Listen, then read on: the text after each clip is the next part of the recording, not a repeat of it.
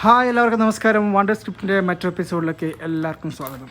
കുറച്ച് നാളായി ഞാൻ റിഫൈനറി വർക്കിൻ്റെ വീഡിയോകളൊക്കെ ഇട്ടിട്ട് കുറച്ച് ബിസിയായിരുന്നു. അതുകൊണ്ടാണ് ഞാൻ വീഡിയോ ഒക്കെ ഇടാതിരുന്നത്.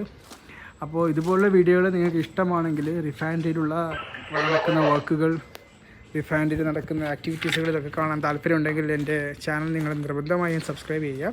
അപ്പോൾ നമുക്ക് വീഡിയോയിലേക്ക് കിടക്കാം. ഇപ്പോൾ നിങ്ങൾ കാണുന്നത് ഒരു മാൻ ലിഫ്റ്റിലുള്ള ഒരു ആക്ടിവിറ്റിയാണ്. ആക്ച്വലി നമ്മുടെ നാട്ടിലും ഇതുപോലുള്ള എക്യുപ്മെൻറ്റ് ഉണ്ടെന്നാണ് എനിക്ക് തോന്നുന്നത്.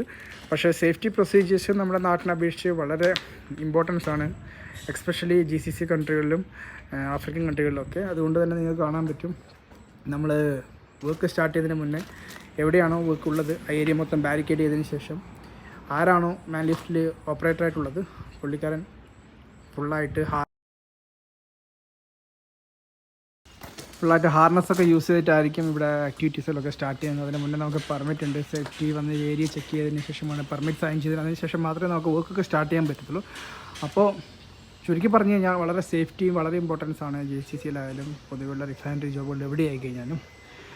അപ്പോൾ ഇത് ആക്ച്വലി സ്കഫോൾഡിങ് ചെയ്യാൻ പറ്റുന്നൊരു ഏരിയ ആണ്. അപ്പോൾ സ്കഫോൾഡിങ് ചെയ്യാന്നുള്ളത് വളരെ എളുപ്പമുള്ള പണിയല്ല, അത് ടൈം എടുക്കുന്നതുകൊണ്ടാണ് നമ്മൾ ഇതുപോലത്തെ മാൻ ബാസ്ക്കറ്റ് ഉപയോഗിച്ചിട്ട് നമ്മുടെ ആക്ടിവിറ്റികൾ കണ്ടിന്യൂ ചെയ്യുന്നത്.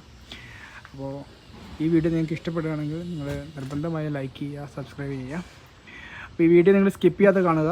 ഈ ആക്ടിവിറ്റിക്ക് ശേഷം കുറച്ചും കൂടി നിങ്ങൾക്ക് റിഫൈനറിലെ ചില പോർഷൻ ഞാനൊന്ന് കാണിക്കുന്നുണ്ട്. അപ്പോൾ ഇതൊക്കെ നിങ്ങൾക്ക് കാണാത്തൊരു കാഴ്ചയായിരിക്കും.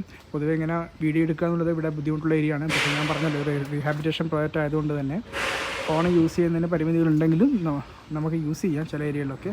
അപ്പോൾ അതുപോലുള്ള വീഡിയോസിലാണ് ഞാൻ നിങ്ങൾക്ക് കാണിക്കുന്നത്. അപ്പോൾ നിർബന്ധമായും വീഡിയോ സ്കിപ്പ് ചെയ്യാതെ കാണുക. അപ്പോൾ എല്ലാവർക്കും ബൈ ബൈ, ടേക്ക് കെയർ.